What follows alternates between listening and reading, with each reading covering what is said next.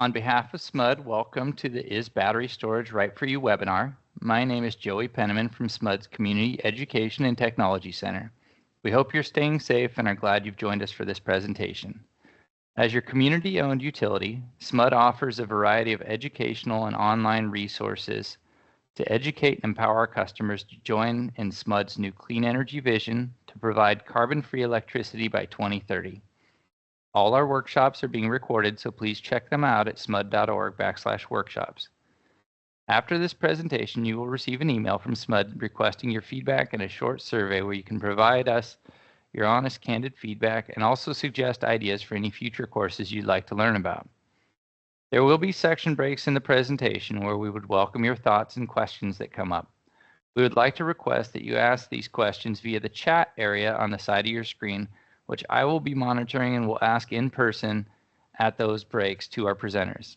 However, if we aren't able to answer your questions during the time we have, I'll capture those questions and, if possible, circle back with you to answer them via email or an introduction to one of SMUD's subject matter experts to chat further.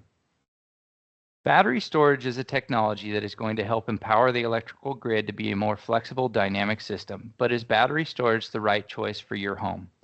SMUD's course today is designed to help shed some light on this technology, when it makes sense and when it may not, provide some information about why SMUD supports integrating battery storage into your homes and SMUD's distribution system, and how providing funding support through our incentive programs can help you on your way. And now it's my pleasure to introduce today's presenters. Joining us from the SMUD team are Gabe Leggett, SMUD's principal engineer from the Energy Research and Development team, and John Borges, who serves as a senior program manager on our Advanced Energy Services team. Rounding us out is Penelope Gabor, senior program manager with Swell Energy, who supports SMUD's My Energy Optimizer Partner Plus program. A little background on each. Gabe graduated with a Bachelor of Science in Electrical and Electronic Engineering with a focus in power systems from CSU Sacramento. Gabe began his engineering career at San Diego Gas and Electric, where he worked in the Distributed Energy Resources Department, engineering, procuring, constructing, and commissioning utility-scale lithium-ion and vanadium redox flow batteries. Gabe was the lead engineer for SMUD's first utility-scale lithium-ion battery storage energy storage system.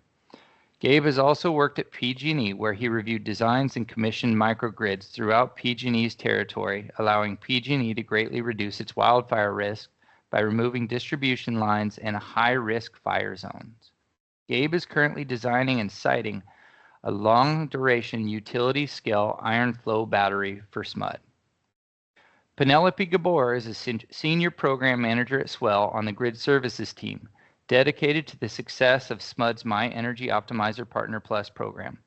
With nearly 15 years' experience, Penelope has developed a wealth of expertise in utility program management, overseeing every phase from initial design to large-scale deployment. Throughout, Penelope has consistently placed a strong emphasis on ensuring positive customer experiences, effectively serving a wide range of customers. And finally, John Borges, who will be joining us a little bit later, is a senior program manager for the Sacramento Municipal Utility District. John has over a decade of experience in managing commercial and residential load flexibility programs, in addition to energy efficiency and transportation electrification programs. John's mechanical and building automation systems background has informed the design and redesign of programs that contribute to SMUD's zero carbon plan. John is a strong advocate of OpenADR and led the SMUD OpenADR 2.0B integration team for PowerDirect, SMUD's automated demand response program. Gabe, Penelope, and John, thank you so much for joining us today and sharing your hard-earned knowledge with us. And with that, I'll pass it over to Gabe to kick us off. Sure. Thank you. Yes, I'm Gabe Leggett. So I'll be discussing mostly the technical side as well as running over some examples of some potential cost savings you can achieve using a residential battery energy storage system. And then I'll hand it over to Penelope to talk about our incentives and the programs that we have here at SMUD. So I'll go ahead and I'll turn off my camera so we can just focus on the PowerPoint. So battery energy storage systems is really just a way of storing electrical energy in a chemical manner. So storing energy generally during the day, and then to use that energy at night. Primarily, you'll be using it between 5 and 8 when your energy costs are high. So you can charge it when energy is cheap, and you discharge it when energy costs are much higher than your off-peak times. There are a couple battery chemistries out there, but the prevailing battery chemistry is lithium-ion, and that's due to the high energy density. Also, because of its lifespan, it can last anywhere between 15 to 20 years. But there are also off-grid solutions or residential battery systems that use lead acid, sodium sulfur, and different type of chemistry out there. But for this conversation, we're going to focus primarily on lithium-ion, in which most people know about the Tesla Powerwall. There's a couple other systems out there, Sonnen, for example. But for this one, it's going to be lithium-ion because of its high energy density. So it means it can store a lot of energy for such a small footprint, and that really makes sense for a residential application. We had discussed about SMUD developing a iron flow battery, which is a utility scale system that will interconnect into our sub-transmission network. That has very low energy density, but since we have a decent amount of land and we're not putting it in someone's backyard, we're able to install this system, and we don't necessarily have to use lithium-ion. Lithium-ion is really primarily for areas that do not have a lot of space and you're trying to get a high energy density. So why don't we go ahead and go to the next slide? So a couple battery terms we have. First off is just the state of charge.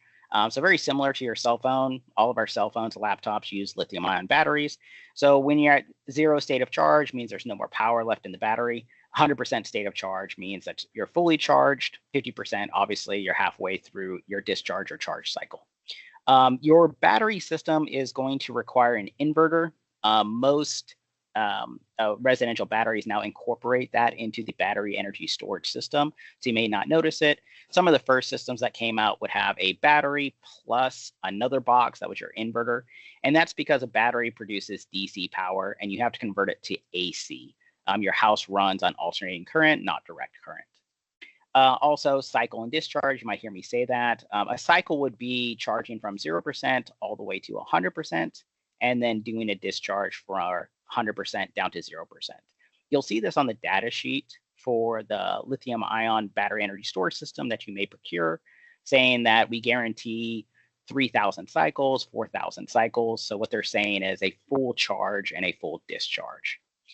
Battery systems do degrade over time, so they want to tell you how many full charges and discharges you can get before you have at a point where you may need to replace that battery.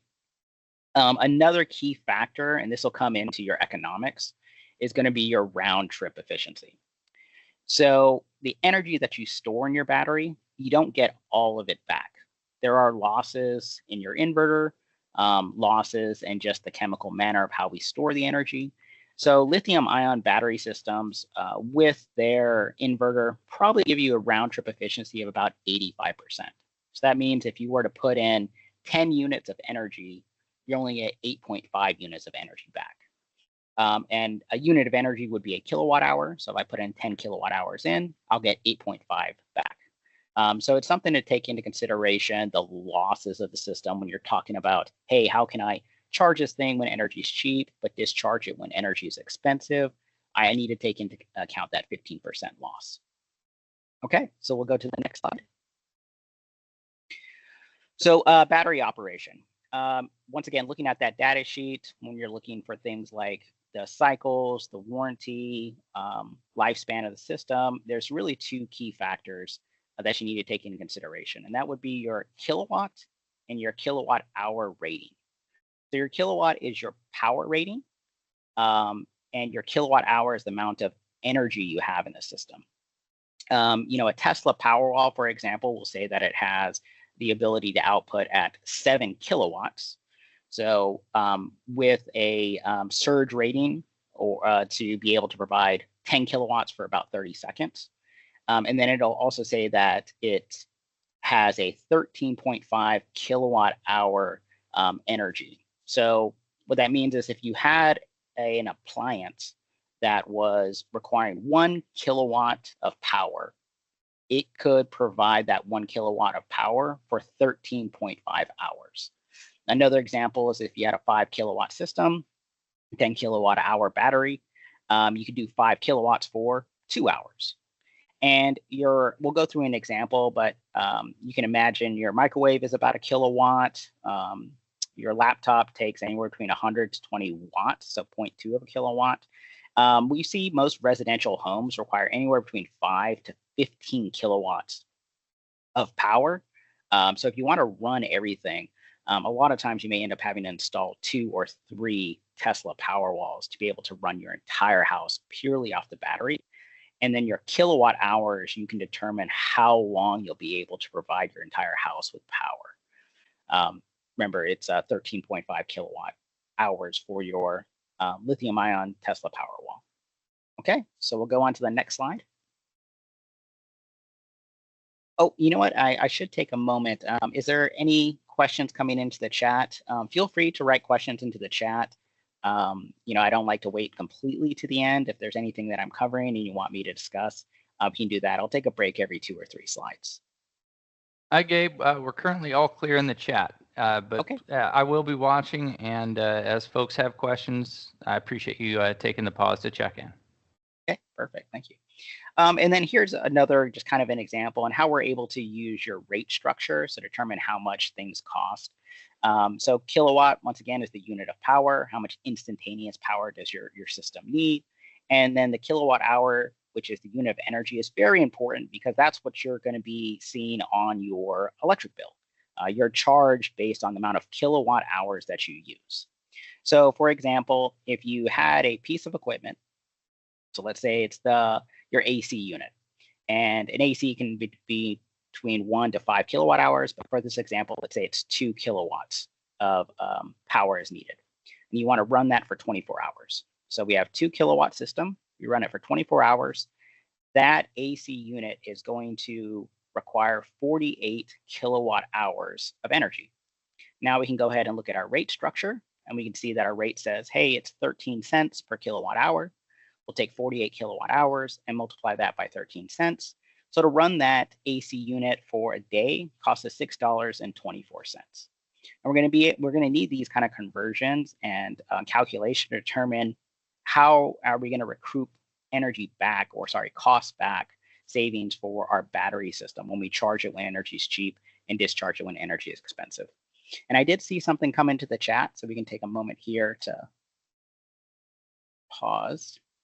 Yes, we have a question. How much space do you need to install? Yeah, Thanks. So, oh, good. Yeah, so you can really actually go onto the Tesla Power website to see the amount of space that you need, but you have to take into consideration not just the battery system. You're going to need a power plant controller. A lot of them are referred to, I think they call it the A-gate. That system, that's actually what's going to control your battery.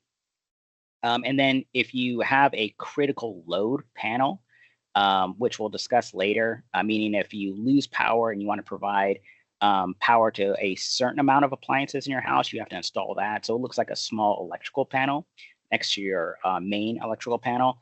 So I see a lot of people really put it on one side of their garage, one wall, or you can see them put out like really on their backyard if they do like one side of their house where they have multiple battery systems. But just know that it's not just the battery itself; it's the battery plus the controller plus your critical load panel. So it's going to take up a little bit more space, not just the battery itself. Okay, we'll jump to the next slide. So if you are purchasing a battery system, what kind of applications are you looking for? So we see primarily in SMUD's territory that battery energy storage is installed with solar, so they're coupled together. So you're doing that really for bill savings, the environmental impact. You want to reduce greenhouse gas emissions by absorbing your solar generation and then discharging your system when SMUD would have to procure fossil fuel-based energy. So That's one. And also the big one, which was recently a couple of years ago, but is still a primary reason to buy battery systems, is backup power. So if you experience an outage and you still want to be able to keep some appliances in your house or do a full home backup, that's really where you're going to need a battery system. Your solar system can't run. It's referred to as a grid following system if the grid is gone. The battery system can create its own grid within your house, and so then the solar can continue to run, but you're going to need a battery system to do it. Solar can't do it by itself. So we'll go on to the next slide. So because I'm an engineer, I like graphs, but please bear with me.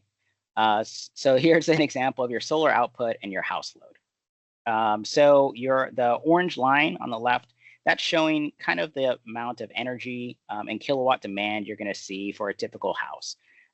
It's relatively flat at night, and then in the morning when we start to wake up, work, take our kids to school, we have a small peak of energy, or sorry, a peak in our power demand. And then during the day, it tapers off, and then we have our evening peak, generally between 5 and 8 p.m. when everyone gets home and we turn on all our appliances, and that kind of just dies off throughout the night. Then if you have a solar system, your solar is really going to be peaking in the middle of the day at a time where you're probably not using a lot of energy. And so what happens is, if we look to the right, we see this green graph. Here is your actual energy profile. So all that excess generation that you're producing from your solar system is actually being sent back to the grid. And then this is how you would be compensated through your NEM, or net energy metering agreement, or your SSR, your solar and storage rate agreement. We'll look at that energy being sent back and compensate you based on it. But you're not absorbing the energy within your house because you're not having a high energy demand. A lot of that's just kind of being sent back to the grid. So let's go to the next slide, and I'll show you why it's important for us to have a battery energy storage system if we really want to have that economic benefit, and then also utilize the energy that we are developing or you are developing as a solar customer.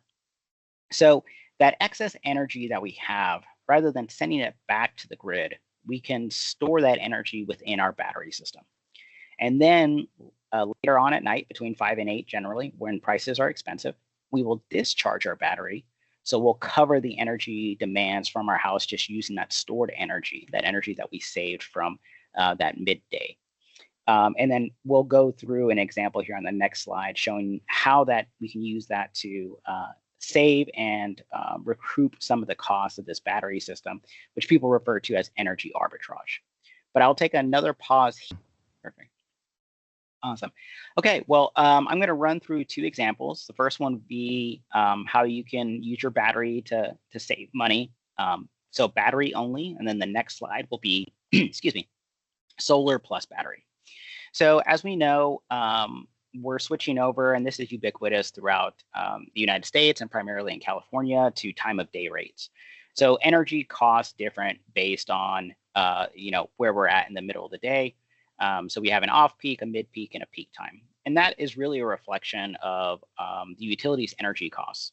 So energy is cheap when there's low demand, and energy is expensive when there's high demand, generally between 5 and 8 p.m. So if you have a battery system, you can take advantage of this and charge up your battery when prices are cheap. So let's do our off-peak time between midnight and noon. So let's say in the middle of the day, actually like 6 a.m. to, let's say, 9 a.m., but we go ahead and charge up our battery. So let's use 10 kilowatt hours. It's going to cost us 14 cents per kilowatt hour to charge that battery up. That means it'll cost us in total $1.42 to charge this battery. And then if we store that energy and save it, we can discharge it at the peak time. So we could discharge those 10 kilowatt hours, and then rather than spending $3.46 for energy, we're able to just get our energy back from our battery system. So then we can run an arbitrage calculation and just say, hey, we saved $3.46. It costs us $1.42. So in total, we saved $2 that day just by charging up our battery when energy was cheap, and then discharging our battery when energy was expensive. Now, I'm using the summer months for that $2 example. In the winter, the difference between off-peak and peak pricing isn't that great. So you're really only going to be saving about 45 cents per day using a 10 kilowatt hour system. Now, if we go to the next slide, I'll show you where you can have a better economic impact if you're using with solar and battery. So effective March 1st of 2022, we're implementing the solar and storage rate, which will tell you how much SMUD is willing to compensate you for the energy you're giving back from your solar system. So just like the examples we had before, generally your solar is peaking in the middle of the day when your energy usage is low, so we're sending that energy back to the grid. So SMUD will compensate you 7.4 cents per kilowatt hour, no matter the time of day or season. So if I have 10 kilowatts of energy being produced by my solar system, I would only be compensated really about 74 cents for that 10 kilowatt hours of energy. So if I were to store that energy, that 10 kilowatt hours in my battery, and then use it during that 5 to 8 period and get that energy back, I would save $3.46, very similar to the first example. So the customer would save, if I took the difference, $2.72 in their electric costs for that day during the summer, and during the winter time, it's almost $1. So you can see how working with solar plus a battery system can help lower the cost of your bill. And rather than sending that energy back and only being compensated 7 cents, it's better to store it and be compensated for 34 cents or not having to pay 34 cents for a kilowatt hour in the evening. So store it when it's cheap and then release that energy when prices are expensive. And I see that we have some more questions coming in. Hi, Gabe. Yeah, there was a question if someone is currently on NEM 2.0, if they purchase and install a battery, will that change their system to NEM 3.0 and therefore change their compensation rate? I took a crack at answering that and let our guests know that they would be converted to the solar and storage rate, is my understanding. I'd also add that personally, I'm on NEM from over a decade ago, and at one point in time, customers had the option to elect to stay on a flat rate, not a time of day rate. If you do go to the solar and storage rate, not only would you want to go to the time of day rate, you would automatically be placed onto that new time of day rate. So I have personal experience in doing my own analysis, and therefore I've stayed on the flat rate. But with the rate arbitrage Gabe is describing, I have been considering adding battery to my own home, and the economics start looking pretty decently if I factor in any sort of resiliency values that I place on it for my own personal situation. But everyone's situation will be different. And Gabe, sorry if I stole some thunder there. Please add to that as needed. Oh, no, that was great. That was a perfect answer. Yeah, so, really this battery system is going to make sense when you can have this energy arbitrage or rate arbitrage, where there's an area where energy is cheap and an area where energy is expensive. When you're at a flat rate, everything costs, for example, say 13 cents per kilowatt hour all the time, all season. And so there's no way to arbitrage it. There is no cheap time to store energy and no expensive time to discharge the energy. But yes, if you go ahead and want to participate in our incentive program, which we'll talk about here in a couple slides, which will help pay for your battery system, I think one of the requirements is that you switch over to our storage and solar rate, which would be the rates that we're discussing here. If I remember correctly, if you have a NEM agreement, you are allowed to stay on that NEM agreement until 2030, and then you'll automatically switch over to a new version of NEM. But if you are to participate in an incentive, you have to adopt the SSR rate or the solar storage rate. But Penelope, I think, would do a better job of explaining that when we go into the incentives portion of this presentation. And let's go ahead and jump to the next slide. So let's talk about kind of your annual savings and cost of the battery. So you can see with our example, we're saving about, anywhere between $2 to $3 per day using that single battery system. So you can save between $450, $550 annually on your bill. Okay. So if we're doing a return on investment, we have to say, okay, well, if I'm, saving $500 a year, how much did it cost me to install this battery system? What's nice about Tesla's website is you can go in there and say, hey, I have this size home, I want this many batteries, and they'll give you a pretty good cost of how, or, an estimate of how much it's going to cost. I think they can even estimate the installation cost for you too. But a typical residential battery system about this size, a 5 kilowatt, 10 kilowatt hour system, costs about $10,000. And that's without install, your permit cost, and we're not taking into account any type of incentive. So just the cost of the equipment. After install, which could be, the conduit, a new electrical panel, if you're installing a critical load panel, the new wiring, it could be somewhere between $16,000 to $20,000 by the time you're done with a single battery system. So if you look at that, the amount of money you're going to save just using a battery compared to the cost, and assuming that the battery has a 10-year life, Tesla will give you a 10-year warranty. You're really only going to recover about 50% the cost of that battery over the lifespan of the system. So a battery really makes sense when you can include incentives, which Penelope is going to cover. But if there's not incentives, it's very difficult to justify the battery system based on cost and the amount of money you're going to save. Now, that being said, the battery system's still there for the critical load panel, so the ability to back up your house. So you have to determine, is there value in having that resiliency built in? So let's go ahead and go to the next slide. Oh, you know what? Actually, we'll stay here. But one point I wanted to make, and we were seeing the different rates for the different utilities. So we're very lucky to be in SMUD's territory. SMUD has some of the lowest rates, meaning, their costs for off-peak or even peak times actually quite low. So there's not really that opportunity to make, $1,000 or $2,000 annually off your battery system doing energy or rate arbitrage. But if you're in PG&E's territory, PG&E's rates are very high. And you can rerun this analysis and see that, hey, I might save $1,500 annually by using my battery system.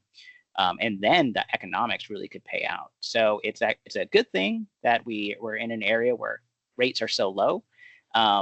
It's just that it's unfortunate that it doesn't pencil out to just have a battery system just to make your money back.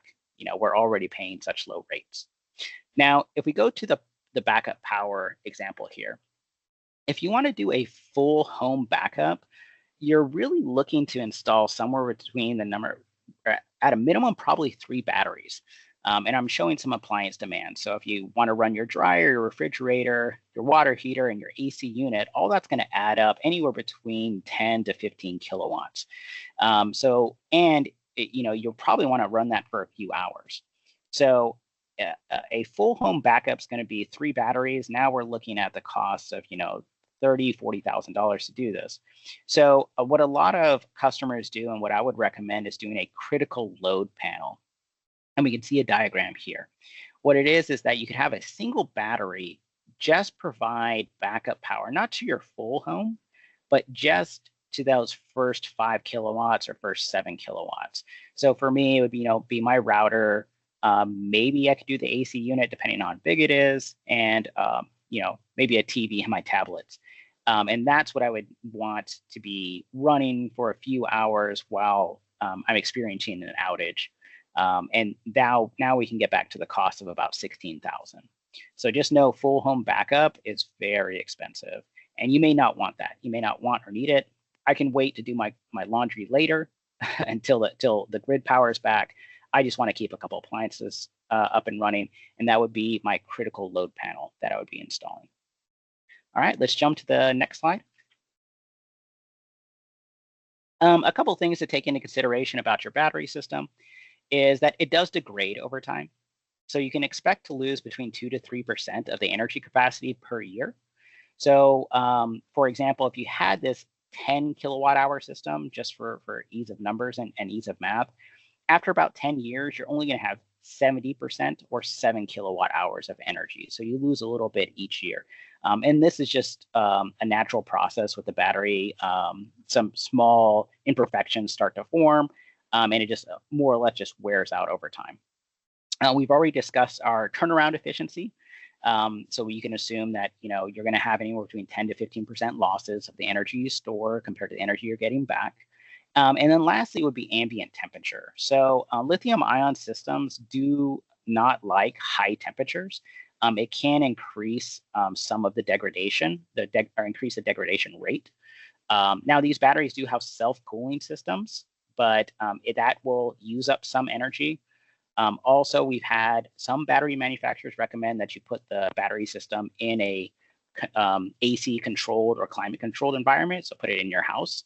But we generally see it being put out in the garage, but let's try and avoid areas where you're going to have high ambient temperature, just because you may increase the degradation of that battery system. So let's go to the next slide. Lastly, I've had questions before, what do you do with a battery when it's completely done? Well, there are a couple applications. You can recycle it, and then there's second life. So at SMUD, we have one of our projects is to install the second life battery. So when the battery gets down to 70% of its original capacity, it's degraded for 10 years. We can send this to a factory where they'll go and check the cells, see which one still is more viable, repackage it into a new battery system, and then we'll use this for stationary storage. And we can get another 10 years out of that battery. So it's kind of a reuse, used battery application. Finally, it's just the recycling after we've gone through the second life period. And they can actually freeze the electrolyte, separate the metals, and recycle about 96% of the battery can be recycled. All right, we'll go to the next slide. Okay, I think we're getting to the point where we'll hand it over to Penelope to start talking about some of our incentives and programs that we have. But before, I would like to see if there's any last questions on the technical side.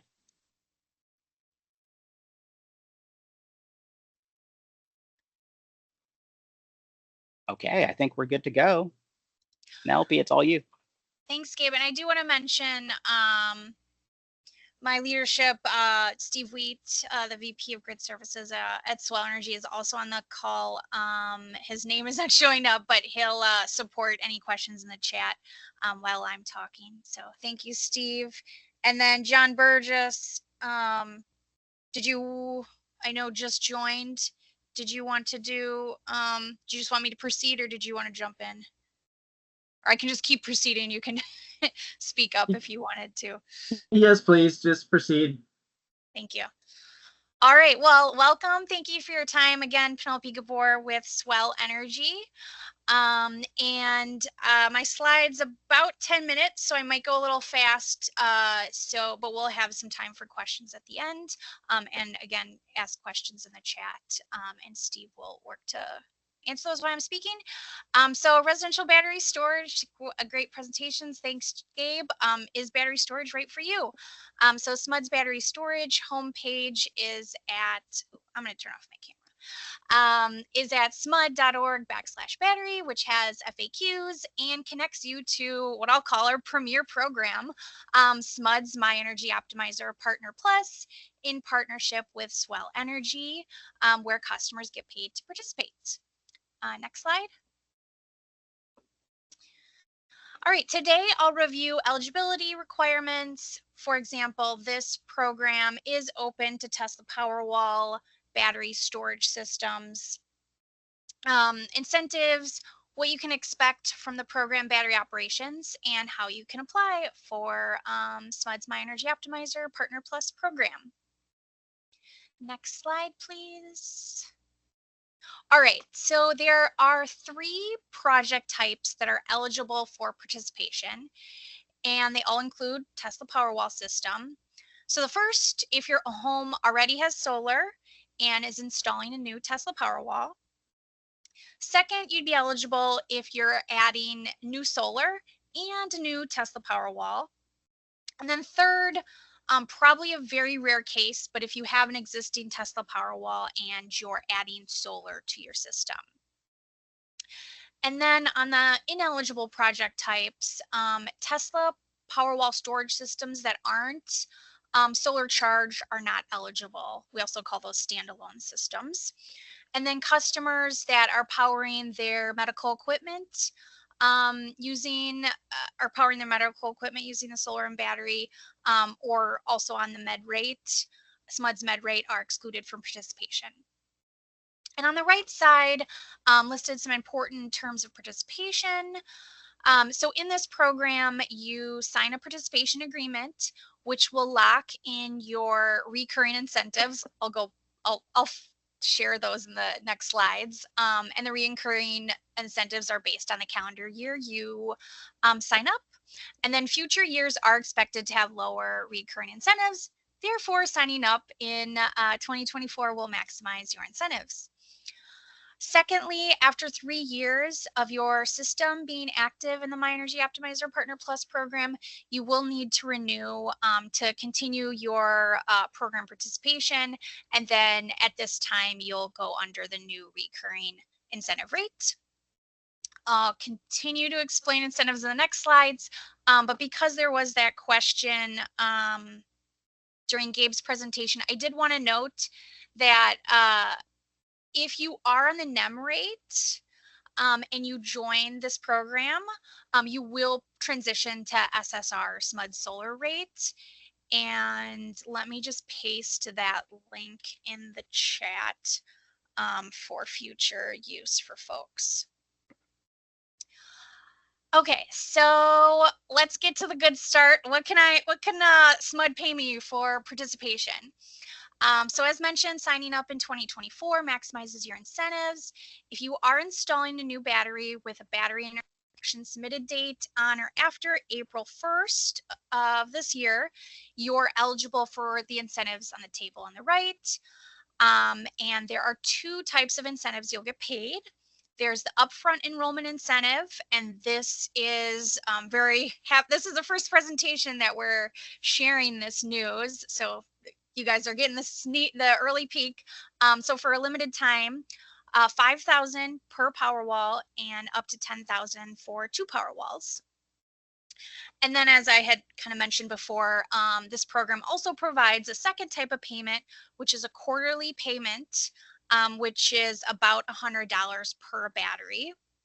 And this recurring payment is designed to compensate for program participation and to help overcome changes in utility bills due to event participation, making participation worth it.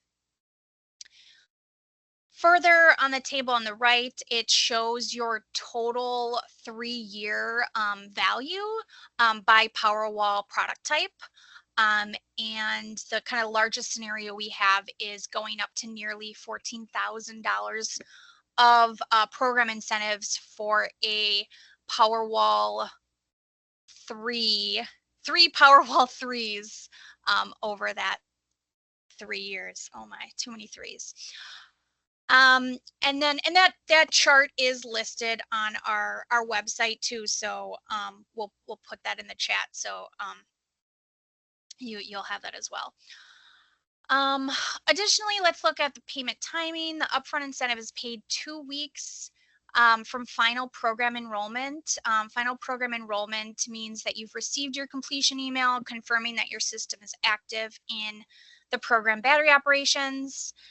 And then the second type of payment is called the recurring incentives, which are paid quarterly. All right, Joey, can you go to the next slide? This slide is very similar. Same structure, is just showing a different scenario of the battery interconnection. So this applies for existing systems, or more specifically, systems that have a battery interconnection submitted date prior to April 1st of this year. The same 2 incentives apply in upfront, same 2 types of incentives apply in upfront and quarterly. However, the upfront is up to $2,500 for each product type and quantity scenario. Next slide. At Swell, we pay you with a My Swell Rewards card. Since this program has both an upfront and recurring payments, we made it easier to be paid on the same method. Again, you're paid 14 days from your enrollment start date.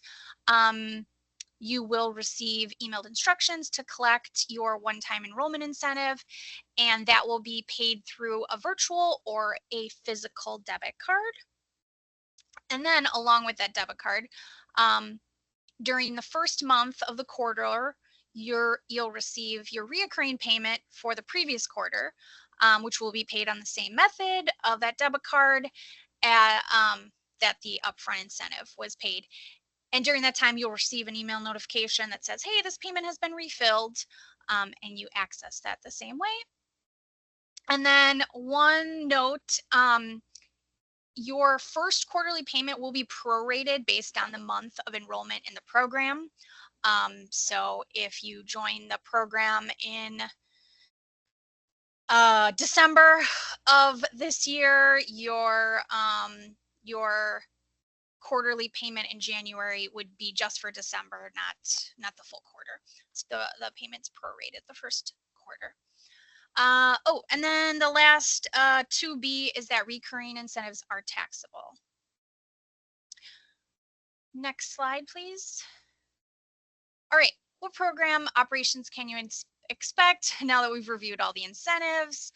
Let's share what you were participating in.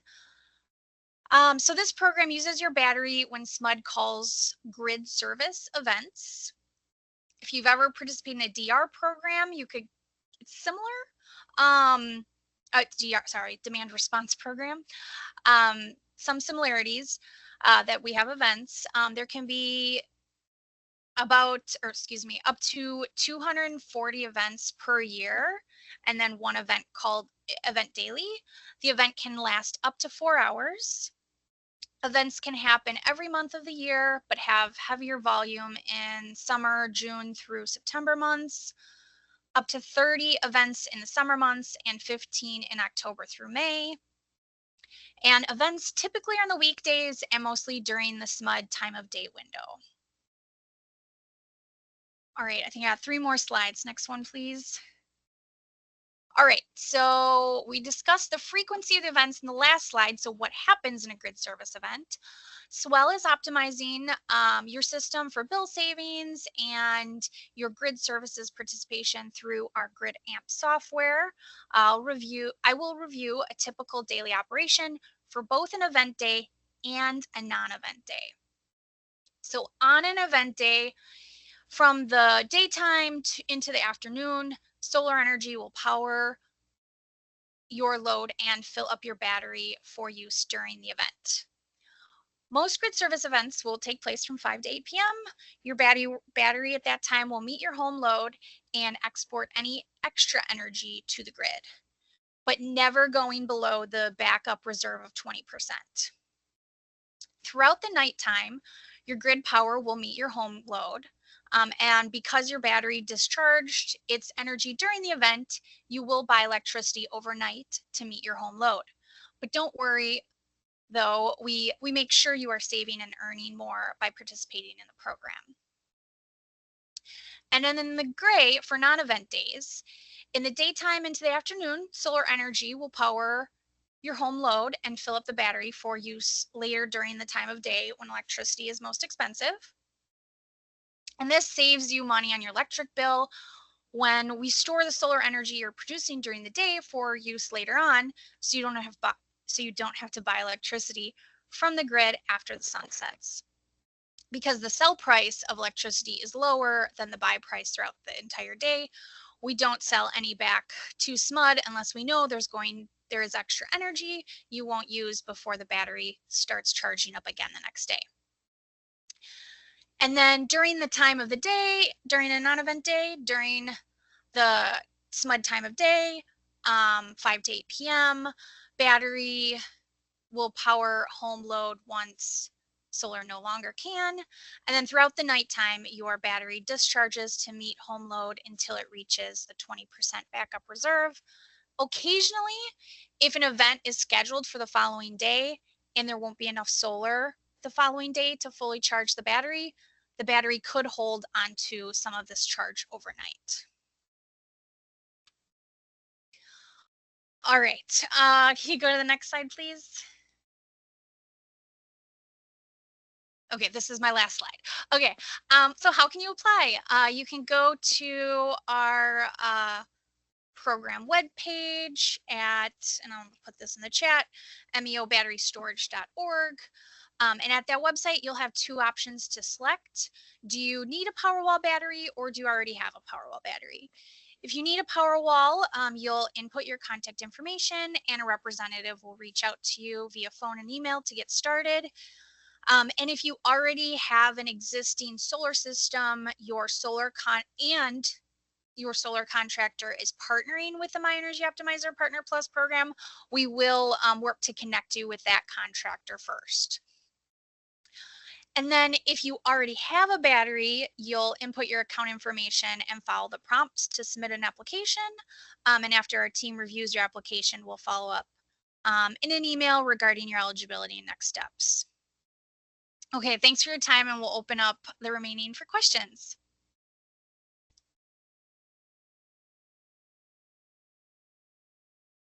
Awesome. Thank you, Penelope. And I chimed in with a question of my own that I came up with on the event days question slide. You mentioned that the excess energy could be sent back to the grid. I'm making an assumption that a customer would be compensated for that based on the standard solar and storage rate compensation rates. And those were mentioned earlier. If anybody missed them, I think it was 7.4 cents a kilowatt hour. And those are reviewed, I want to say, every 5 years based on what we're seeing in the marketplace. SMUD conducts a pretty extensive study to make sure we're compensating our customers fairly for that amount or for that energy. Yes, and I see you nodding, Penelope. So that is the case. Mm-hmm. Cool. Thank you. Good question. Yeah, the other thing to take into consideration, though, is remember the energy that's being dispatched by your battery is going to feed your home first. So if you say have a 3 kilowatt demand, and you're pulling 5 from the battery, 3 of it will go to your house, 2 will go back to the grid. So those first 3 is going to be compensated at that higher rate, right, rather than purchasing energy. But the excess will be compensated at the 7 cents. Excellent. Thank you, Gabe. Good clarification. And Rosie has a question for us about, is an event day a high energy demand day? Please repeat what defines it. Yeah, I can start that, and John, maybe you want to close that out. An event day is determined by SMUD. So it likely is a high energy demand day. They're trying to balance resources, but I don't have a exact definition. It's determined by SMUD. Good question. No, that is a good question. Penelope did touch on it briefly. Really, energy trading takes a look at our forecast, grid reliability, and for whatever reason we need to have additional load put back into the grid.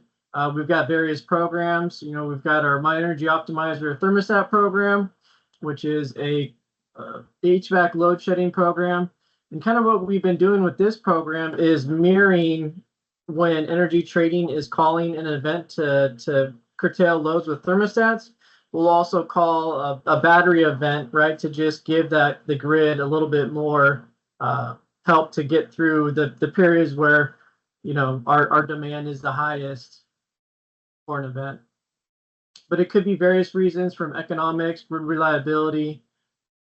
It really depends on, and that's what makes it so dynamic, and why this program is so important is we can't always predict. We do our best to have an accurate forecast, but the next day might come, cloud cover we didn't predict come through, and so now we're needing to make our demand. So these are just additional tools that our energy traders have to ensure grid reliability and making sure we can keep the power on and the lights on for our customers. Thanks, Penelope and John, and thank you, Rosie, for the question. Ezra has another question for us about, we heard some approximate costs for 1 battery and 3 battery systems. What are some approximate costs for a 2 battery system on a standard home size? Yeah, I mean, I can kind of take a crack at that. So when you look at a cost for a single battery, that's roughly that $10,000 range. And then with the install, so any upgrades to your electrical panel, critical load panel, as well as the conduit wiring, let's say we're up to about that $16,000 range. Now, to install the second battery, ideally, you've already done the upgrades to your electrical panel and you've put in conduit and wiring there. So the cost wouldn't be another 16. You're really just looking at cost of that other battery. So I'd probably put 10,000 on that, maybe put an extra 1,000 just in case, but I would say somewhere between 26 to 27,000 for a 2-battery system. And is it, just to piggyback, is it accurate to say, so there's this, what SMUD's bringing to the table, but there's also federal funding that helps support this technology as well, as long as your, I think it's income eligibility is the major dictator on whether you're eligible for it. And I want to say there was a change that allows standalone energy storage, battery storage to be eligible for that 30% investment tax credit on top of the $10,000 that SMUD would be bringing for that 2-battery system. So that I'm doing the same math in my head, Ezra, trying to figure out how it works for my own home. And that's why these things are top of mind. So thank you for asking the question. Does that get you to the right place for taking a look at your own house? And Steve, it looks like you wanted to chime in maybe. Yeah, I can at a high level, I can just talk about what generally the process is to get someone to a final estimate and cost. So folks, I mean, the industry has been around for a while now. Some of you may have talked to people, someone might have knocked on your door to sell you a solar system at some point. But essentially what generally happens if you call up, Swell or, an installer somewhere around you is that they're going to visit your home. They're going to look at your electrical bill, and they're going to see how much energy your home used in the last year. And they're going to ask you, like, are you making any additions to your home? Do you plan on buying any EVs? Is your usage going to go up or down? And what they're going to do is they're going to say, okay, here's how much you pay for energy in an average year. We want to design enough solar, given your roof space and the orientation of your home, and enough energy storage so that you can maximize how much advantage you can take of producing that solar energy and arbitraging it with your batteries. In some cases, you might say, like, I want 5 batteries, but it might not really make any economic sense because of how much solar you can produce. So whoever you talk to is going to balance that out for you to help try to get you to a point where you can save the most money and pay off the system the quickest. And obviously, if you want to add extra energy storage just for backup, you can do that. But it's going to be bespoke for every customer. That's what the industry does, what we've been doing for a long time, which is not the best answer to get in a webinar because I can't give you it costs $25,000, but it's going to be somewhat unique based on how much solar you need to match your home's energy needs, basically. And thank you, Steve. And that sort of ties into Rosie's other question about who determines how many batteries are approved. Is it the customer? Is it SMUD? Is it a company that will install the solar system? So Steve, you touched on it a bit. Anybody, I can share that SMUD does limit the amount of solar that a home can install based on annual load. I think there is some allowance for if you're going to be electrifying. You could be electrifying your heat pump. You could be getting an EV. You could be getting an induction cooktop. So those factors, I think, can be brought to the attention of someone to be able to accommodate the additional load that those investments can take. But that is on the solar side. On the battery side, I'll let our experts weigh in and maybe explain if there's any limits to how many batteries someone could put in. That's a whole nother ballgame. I mean, for the program, we don't have a battery limit. We put the scenarios up to 3 batteries because that's the most common 1, 2, or 3 battery power walls. But for program participation, you could potentially install more, and then your recurring quarterly incentive would be higher. Yeah, so SMUD has an installer partner network, and Swell also has an installer partner network, and I would tell anybody to look through that list of companies that are reliable before you talk to anybody. And I can't make a total guarantee, but any of those folks that have been vetted by SMUD and Swell, they're going to give you a fair assessment of what makes sense for your home, so that you're not overpaying for things that aren't going to pay out for you later. I think all of those are very reliable parties that you can talk to. Mm-hmm. Great answer. And I'll piggyback off that to say that SMUD also has our own in-house resources. I don't know if it happens as frequently as it does, but we have solar experts that would review proposals if you had questions to just get a gut check. Does this make sense? Is this sized about right? We don't really talk about the dollars that you're paying for it as much as is it appropriately sized for what your load is and what you might forecast it to be with, if you were to go purchase an EV or something of that nature. So there's a question, do the local incentives from SMUD have maximum income limits? So I think we're talking about My Energy Optimizer Plus.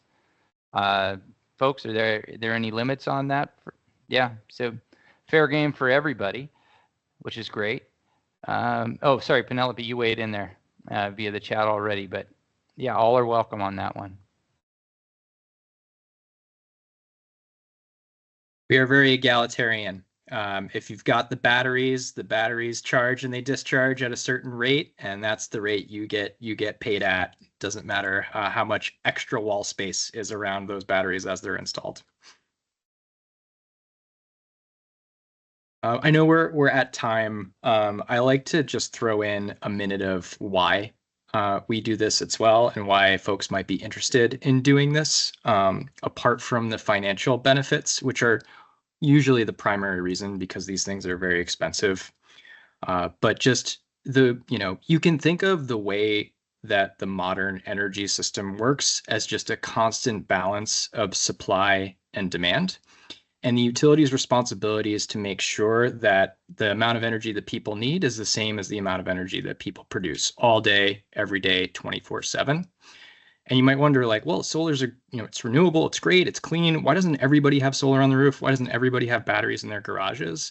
And part of this is because, the 10 people in this chat, the way that these systems work, they're totally random based on how you use energy in your home, right? So if 3 people here work from home, 2 people work somewhere in Sacramento, and another 2 people hop on the train and commute to San Francisco every day, the time that you leave your home, the time that you come home, and the way you use energy is totally random, and it's hard to predict that. So the more residential solar and storage you add to the grid, the more kind of chaos in the overall system. But when you join a program like this, a company like Swell can say, well, oh, okay, we know exactly how much energy is in these 5 batteries. We tell that to SMUD. And now SMUD could say, oh, there's this much energy across these 5 homes. We can dispatch that today. And so if you take these 5 people and make them 500 and 5,000 and 50,000, somebody saying, oh, SMUD, here's how much energy is in 50,000 batteries, is the same as saying, oh, SMUD, here's how much energy a gas power plant can produce when it's needed. So we can get to a point where the contributions of each of these systems, if they can be predicted and they're controlled simultaneously, looks more like the power plants we've been running our system on for the last 100 years than it looks like, basically a giant iPhone on your garage wall.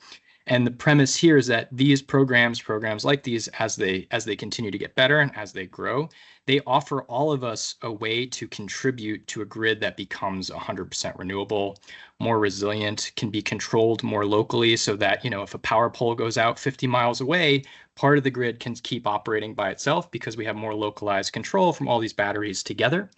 And it's just, this is a potential future.